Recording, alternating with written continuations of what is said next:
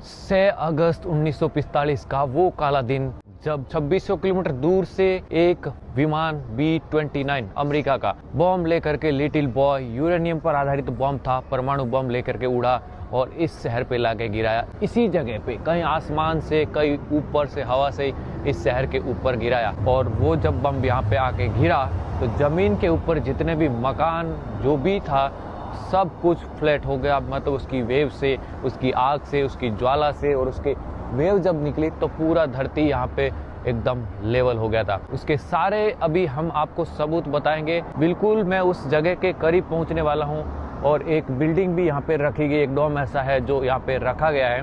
1,40,000 लोग इस शहर में मारे गए थे हिरोशिमा में। 6 अगस्त 1945 को लिटिल बॉय नाम का बम यूरेनियम पर आधारित था भाई। उस जगह पे आ चुका हूँ। अब तो ये शहर पूरा अलग हो गया है, बड़ी बड़ी बिल्डिंगें हो गई हैं और पूरा बदल गया है। लगता नहीं यहाँ पे कुछ हुआ था, लेकिन उस समय पे हजारों लाखों लोगों ने अपनी जान गंवाई थी। सेकंड वर्ल्ड वॉर की बात कर रहा हूँ भाई। सुन करके रोंगटे खड़े हो जाते हैं। जब भी इस जगह पे लोग आते हैं उनको याद दिलाता है ये जगह कि एक दिन यहाँ पे परमाणु बम गिरा था। और परमाणु बम की बात करने से पहले 1000 बार विचार करना पड़ता है कि परमाणु बम होता क्या है। अब यहाँ पे एक बगीचा है और एक बड़ी सी बिल्डिंग जो बिल्कुल बेकार बेजान हो चुकी हैं। यहाँ पे एक बड़ा सा पत्थर रखा गया है और कुछ पानी की बोतल और फूल वगैरह रखे गए हैं। सब कुछ मिट गया, लेकिन ये वाली बिल्डिंग यहाँ पे टिकी रही थी, इसलिए इस बिल्डिंग को दर्शाया गया है। बाकी सब कुछ जमींदोज हो गया था, कुछ भी नहीं बचा।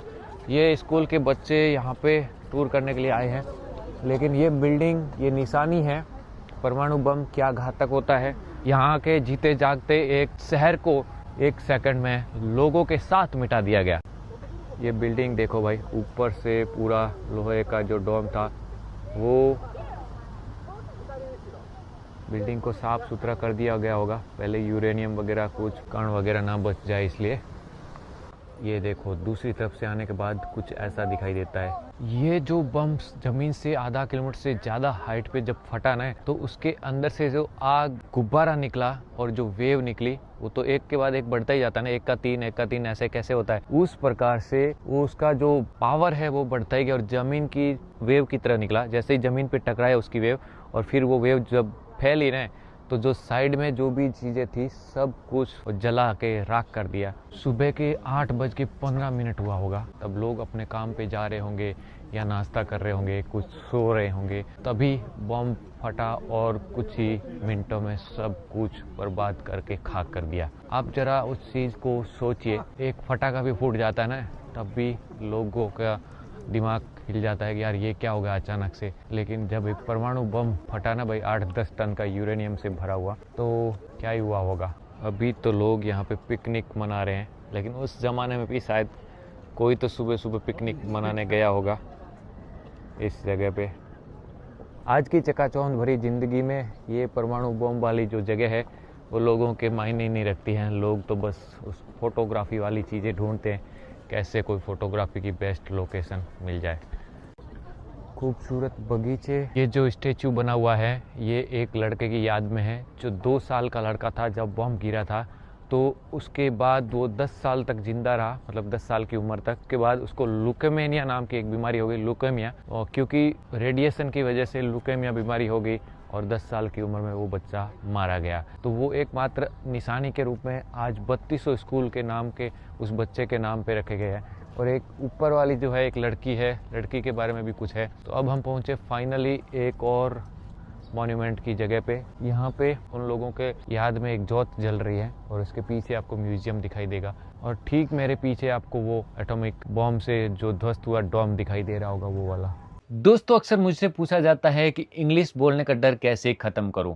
अब मैंने मेरी इंग्लिश इतनी इम्प्रूव कर ली है कि मैं अब कॉन्फिडेंटली हर किसी के साथ इंग्लिश में बात कर सकता हूं। पहले मेरे साथ क्या होता था कि जब भी मेरे दोस्तों के कॉल आते थे इंडिया के बाहर से, तो उनसे इंग्लिश में बात करना, या मेरे जो व्यूअर्स हैं देखने वाले उनसे बात करना, या कोई टेक्निकल बात करना हो, या कोई बिजनेस ईमेल लिखना हो, ये सब मेरे लिए बहुत मुश्किल था। ये सब मेरे को समझने के लिए ट्रांसलेटर का यूज करना पड़ता था। तो इसलिए मुझे इंग्लिश बोलने से डर लगता था। इससे मुझे मोटिवेशन मिला कि मुझे इंग्लिश सीखनी चाहिए। मुझे एक ऐप रिकमेंडेड की गई जिसका नाम है फ्लुएंजा। अब मैं इस एप्लीकेशन में एआई के साथ हर रोज इंग्लिश बोलने की प्रैक्टिस करता हूँ। ये एक तरह से पर्सनल इंग्लिश कोच हैं। ये सवाल पूछता है, वॉइस में बात करता है, तुरंत फीड देता है। यहाँ पे मैं ग्रामर के रूल्स नहीं सीख रहा हूँ, मैं एक्चुअल में यहाँ पे इंग्लिश बोलना और समझना सीख रहा हूँ। My English is not good. Do you mean my English is not good?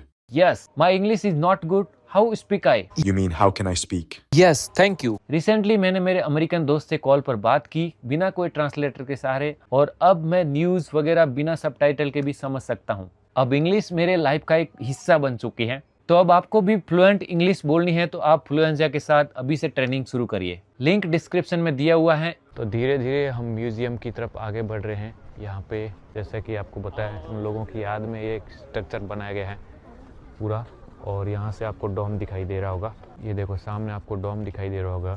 तो ये सब पूरा लाइन से लाइन बनाया गया है। यहाँ से देखिए, ये शायद म्यूजियम है मुझे लगता है। चलिए डोम की तरफ से आते हैं ना, तो पहले यहाँ पे मेमोरियल बनाया गया है। मेमोरियल पहले देख लेते हैं, उसके बाद आगे चलेंगे एटॉमिक जो म्यूजियम है वहाँ पे। तो यहाँ पे चले देखते हैं, आपको दिखाते हैं। लिखा है ना memorial hall of the atomic bomb victim. तो अभी इस मेमोरियल में जाके आया हूँ, इसके बारे में आपको डिटेल में बता देता हूँ कि वो सभी विक्टिम 30,000 लोगों की यहाँ पे डाटा स्टोर किया गया। फ़ोटो, उनका इंटरव्यू, क्या कर रहे थे, कितने साल के थे, सब कुछ। मैंने एक आदमी का पढ़ा था, 20 साल के एक नौजवान मलेशिया के थे। वो यहाँ के पढ़ने के लिए आए थे, यहाँ पे जापानी सीख रहे थे। वो विक्टिम बने, बाद में वो जिंदा रह गए। उनका नाम था अब्दुल रज़ाक। और यहाँ पे एक थिएटर भी बनाया गया है जहाँ पे आपको दिखाया जाता है कि यहाँ पे असल में क्या हुआ था, सारी चीज़ पूरी बताई जाती है। और एक फ़ोटो यूएस मिलिट्री ने लिया था जुलाई महीने में, मतलब बॉम्बिंग करने से पहले, क्योंकि युद्ध ख़त्म नहीं हो रहा था, मतलब वर्ल्ड वॉर ख़त्म नहीं हो रहा था। जापान हार मानने को तैयार नहीं था, सब लोगों ने हार मान ली। तो उसने पहले रेकी किया, अपने विमान से फ़ोटोग्राफी की, देखा कौन सी जगह पे क्या है सब। जो इनके नेवी वगैरह जो हुई, जापान की नेवी बहुत मजबूत थी, तो नेवी वगैरह सब एरिया का इंस्पेक्शन किया और उसके बाद उन्होंने बॉम्बिंग करी। तो देख लो भाई, इस तरफ सीधा जाओगे डॉम है, ये पूरा पार्क और उन लोगों की याद में बनाया गया बीच वाला जगह। इधर यहाँ पे मेमोरियल, ये है म्यूज़ियम। तो अभी हम चलेंगे इसके अंदर और देखते हैं अंदर क्या देखने को मिलता है। ये बस स्टेशन है या टूरिस्ट बसें हैं सब, जो टूरिस्ट लोगों को लेके आती हैं। और मैं देख पा रहा हूँ यहाँ पे बहुत सारे टूरिस्ट आते हैं, वही बॉम्बिंग करने वाले और यूरोप वाले और ये सब हैं, फिर अपने भावना इधर जताते हैं। यहाँ से भी टिकट ले सकते हैं, मशीन से भी ले सकते हैं। 200 येन की टिकट है भाई, टिकट तो सस्ता ही है। अब चलते हैं, यहाँ से एंटर होते हैं।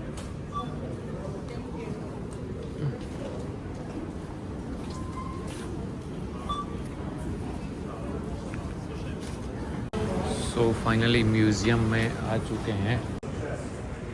अब हम देखेंगे कि बिफोर द बॉम्बिंग, ये डोम आपको दिख रहा होगा, कुछ ऐसा दिख रहा था।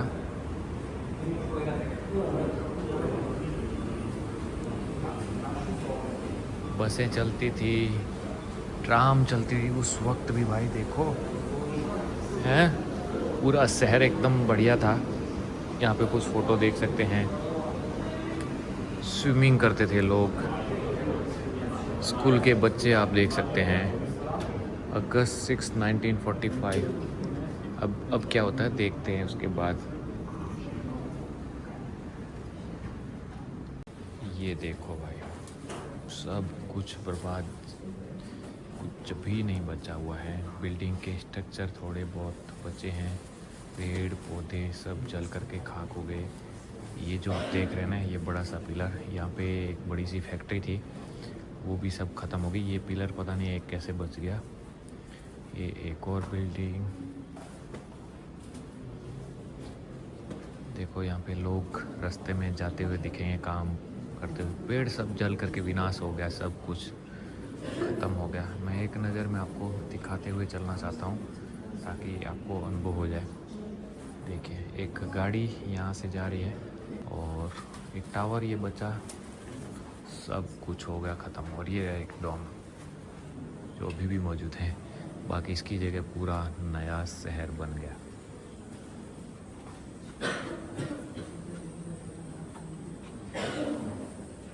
ये तो हो गया पूरा हिरोशिमा का बॉम्बिंग के बाद। यहाँ पे एक बड़ा सा प्रोजेक्ट के माध्यम से दर्शाया जाता है कि हिरोशिमा पहले कैसा दिखता था एंड फिर बॉम्बिंग के बाद क्या इफ़ेक्ट हुआ। देखिए ज़रा, दिखाते हैं अभी आपको। ये देखो, ये पूरा शहर 3D मैप, सब कुछ ठीक ठाक चल रहा था। 1945 सुबह के 8:15, गाड़ियाँ चल रही हैं, ट्रेन चल रही हैं। एंड अब देखो, ये आया लिटिल बॉय बॉम्ब, ये फटा, पूरा शहर बर्बाद। बस कुछ एक मकान बचे एंड पहाड़ तक इम्पैक्ट गया।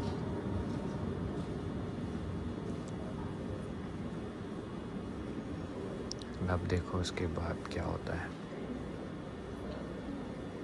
ये देखो, ये हो गया सब कुछ ख़त्म।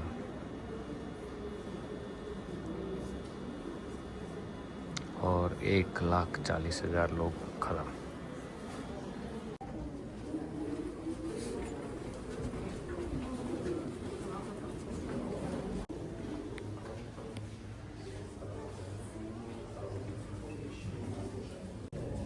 ये है उन लोगों के कपड़े, जूते, पॉकेट, किताबें।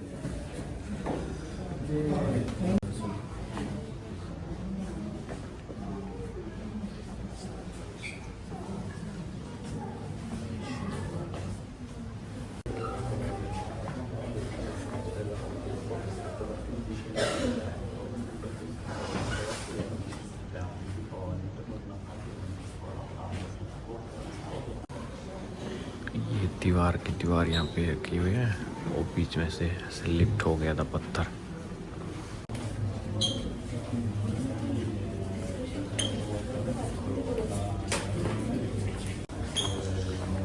ढाई किलोमीटर से ज़्यादा दूर एक घर का दरवाज़ा लोहे का बना हुआ मुड़ गया, अंदर दब गया, देख लो। और ये साइकिल पत्थर मेटल बन गया है पूरा।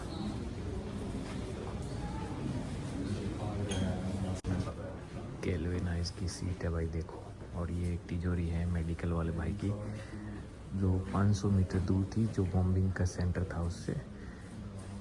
वो मर गए लेकिन ये बच गई, इसके अंदर कुछ चीज़ें बची रह गई। देखो यहाँ पे क्या हो रहा है, सब लोग जल रहे थे, नदी में कूद गए कैसे भी करके। यहाँ पे देखो पूरा नदी के अंदर लोग जा रहे हैं, ऐसे जल गए थे। देखो पूरे कपड़े वगैरह सब कुछ, बहुत बुरा हुआ भाई। ये देखो ऐसे पानी में डाल रहे हैं। ये चित्र तो आपको हिला देगा। देख लो भाई, ये बैंक के बाहर एक आदमी भाई साहब बैठे थे, और जब बॉम्ब गिरा और बॉम्ब के अंदर से जो हीट निकली, जो गर्मी थी, उसकी वजह से जो आदमी है उसको हिलने का ही मौका नहीं मिला, वो वहीं पिघल गया। और उसके पिघले हुए शरीर ने यहाँ पे निशान बना दिए, मतलब डार्क कर दिया है। वो पत्थर यहाँ पे आपको दिखाई दे रहे हैं, वो उतना सा भाग जो दिख रहा है वो, बाप रे। ब्रॉन्ज की बनी हुई बुद्धा की मूर्ति पिघल गई भाई, देख लो। मेटल की बनी हुई जेंजोरजी टेम्पल में। ये देखो किसी घर की पेटी, लॉकर, पत्थर, सब चीज़ें पिघल गई। फ्यूज लैम्प ऑफ ग्लास, ये ग्लास है। पोर्टेबल सेफ पेटी, चाय की कप वगैरह, सिरामिक। ये क्या है, मासोपी।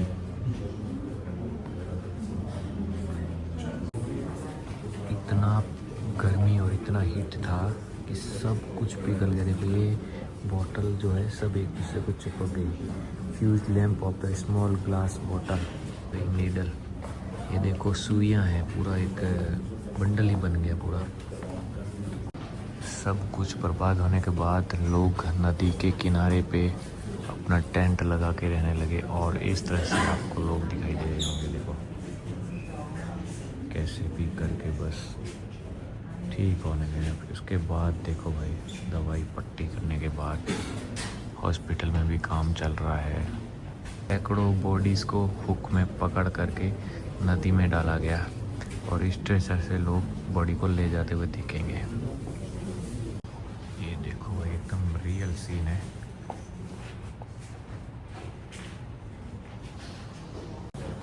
बच्चों की साइकिल और ये आर्मी का हेलमेट जमीन में दब गया होगा शायद। ये कहानी आपको हिला देगी। अब बच्चे अपनी साइकिल सुबह सुबह चला रहे थे, ये दोनों बच्चे, और बॉम्ब गिरा।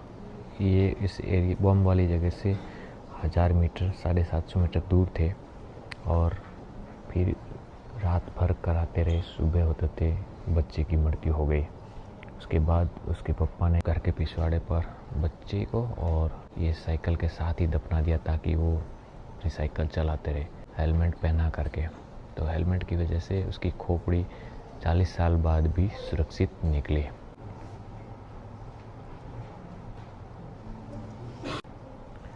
ये बच्चा शिगेरू ओरिमेन स्कूल 13 साल का था, फर्स्ट ईयर का स्टूडेंट था।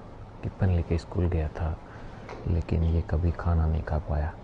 इसके अंदर राइस सोयाबीन के बीन्स थे जो सब कुछ इस तरह से बन गए और लंच बॉक्स में पाए गए। पानी की बोतल भी है वहाँ पे।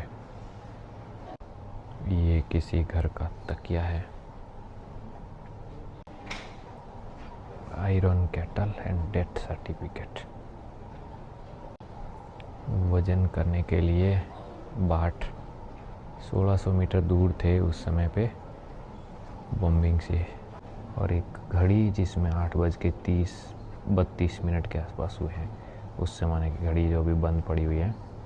तो ये घड़ी सबूत बताती है 8:33 पे बॉम्बिंग हुई, ये घड़ी बताती है।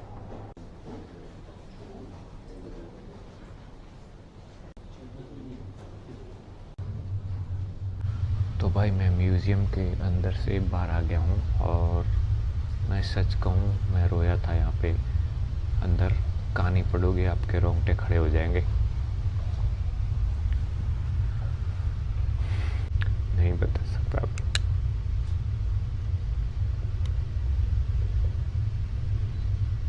हम जिस जगह पे घूम रहे हैं ना, 1949 में इस जगह को प्रपोजल लाया गया कि इसको कैसे बनाया जाए, और यहाँ पे लोग बैठ करके अंदर जो पढ़ा उसके बारे में विचार करते हैं और सोचने को मजबूर हो जाते हैं। जो भी इसमें से बाहर निकल रहा है सब निराश निराश निराश। Very sad.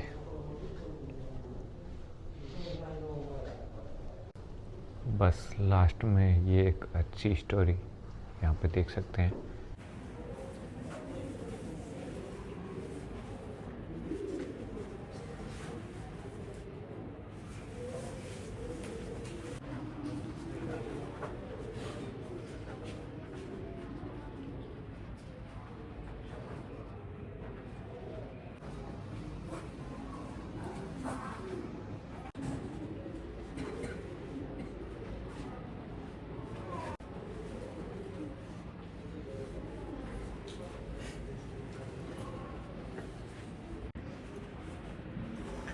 पहले ये बिल्डिंग कुछ ऐसी थी और अब कुछ। तो भाई हिरोशिमा के इस म्यूज़ियम से बाहर आ चुका हूँ। मेरी जो भावनाएं थी वो थोड़ी ज़्यादा हावी हो रही थी मुझ पे और मैं अंदर थोड़ा ज़्यादा इमोशनल हो गया था। सो यस, अभी ये वाली पूरी गैलरी है, बहुत बड़ा म्यूज़ियम है, बहुत कुछ यहाँ पे सीखने और देखने लायक चीज़ें हैं। कुल मिला के बात यह है कि नो मोर हिरोशिमा, नो मोर नागासाकी।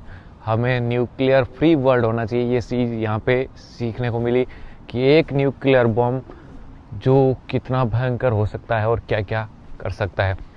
तो यहाँ के लोगों के साथ बहुत बुरा हुआ। 1,40,000 लोग मारे गए। पूरा एरिया रेडिएशन वाला हो गया था। कुछ आसपास ऐसे लोग थे जो फोटोग्राफर थे, किसी ने 4 किलोमीटर दूर से लिया, किसी ने 5 किलोमीटर दूर से लिया। मतलब 3 किलोमीटर के रेडिएशन में सारी चीज़ ख़त्म हो गई, कुछ भी नहीं बचा। तो ये एक जो डोम है वो बचा, बाकी कुछ नहीं।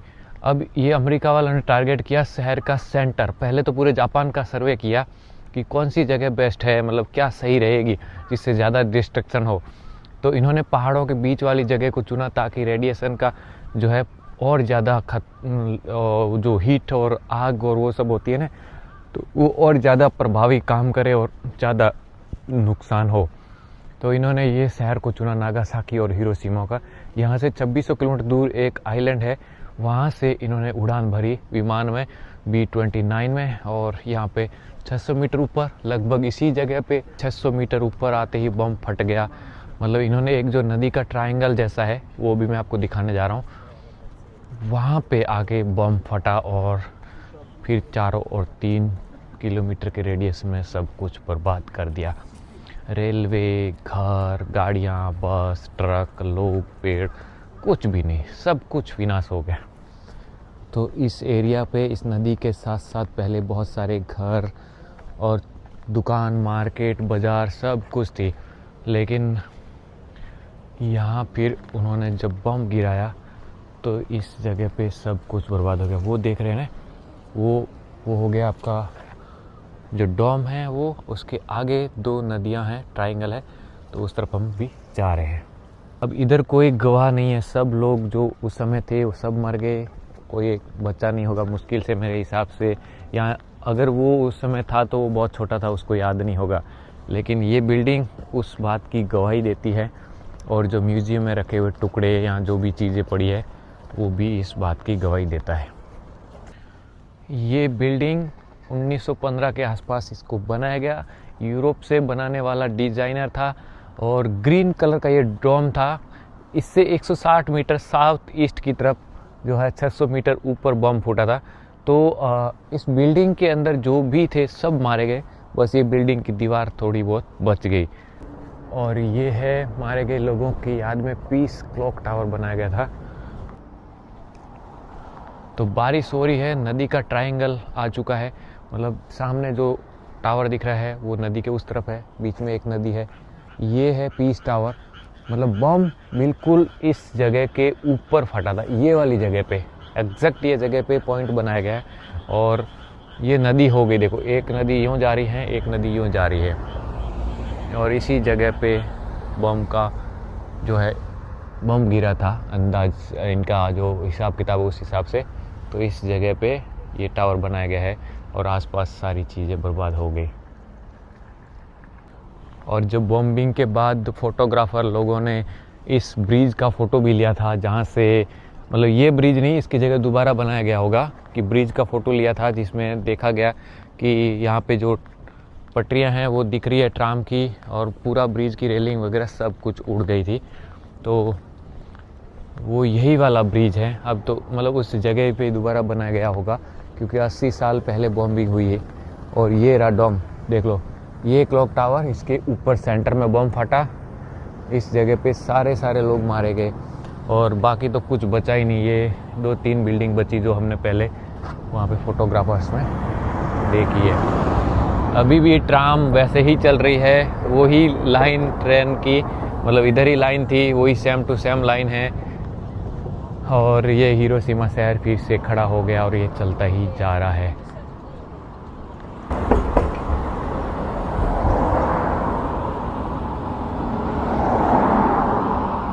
तो लास्ट में देख लीजिए भाई, ये हिरोशिमा की जगह जहाँ पे बॉम्बिंग हुई, और ये नदी का पॉइंट देख लीजिए, एक नदी इस तरफ जा रही है, एक नदी इस तरफ जा रही है। इस जगह को अमेरिका वालों ने मैप में कर लिया सेलेक्ट कि ये जगह पे बॉम्बिंग करना है, जो शहर के बीचों बीच होगी। तो भाई लंबा चौड़ा सफ़र करने के बाद हम लोग इस जगह पे आए, इस जगह को एक्सप्लोर किया, अनुभव किया, इमोशनल भी हुए, और शाम हो गई। इस जगह के अंदर घूमने के लिए कम से कम 3 से 4 घंटे तो चाहिए। आपकी कमर, हाथ, पाँव सब दुखने लग जाएगा, और आपको लगेगा कि हर चीज़ को देखना भी चाहिए। तो बहुत अच्छा लगा। आपको कैसा लगा ज़रूर कमेंट बॉक्स में लिखिएगा। यहाँ पे जो चीज़ें हैं, मैंने कुछ चीज़ें दिखाने की कोशिश की, उसमें से कुछ चीज़ आपको खास लगी है तो वो भी बताइएगा। वो जो बम फटा था ना, उसकी गर्मी इतनी थी, 600 मीटर ऊपर फटा, और उसके बाद जो रेडिएशन, जो यूरेनियम और कौन सा और होता है मटेरियल, वो दोनों जब मिलते हैं उसके बाद तो जो बहुत ज़्यादा मतलब और ज़्यादा गर्मी होगी। इधर पूरा आग ही आग का गोला हो गया, तो सब कुछ पिघल गया चीज़ें।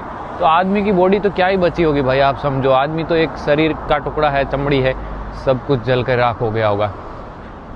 बहुत बुरा लगा मुझे भाई, काफ़ी दुख हुआ। लेकिन अब दुख की घड़ियाँ बहुत पहले थी, लोग ज़माना बदल गया। ये जगह वाले लोग भी खुद अपने आप काम करने लगे और सब कुछ इतना बड़ा बना दिया। तो धीरे धीरे सब कुछ बदल जाता है। बस हम आशा करते हैं कि ऐसा कभी और कुछ देखने को नहीं मिलेगा वर्ल्ड में। ठीक है, तो मिलते हैं एक नए वीडियोज़ में। तब तक के लिए मुझे आज्ञा दीजिएगा। आपका दोस्त बंसी फिर नए वीडियो में मिलेगा, जापान के एक और नए वीडियोज़ में। जय हिंद, जय भारत, जय जापान।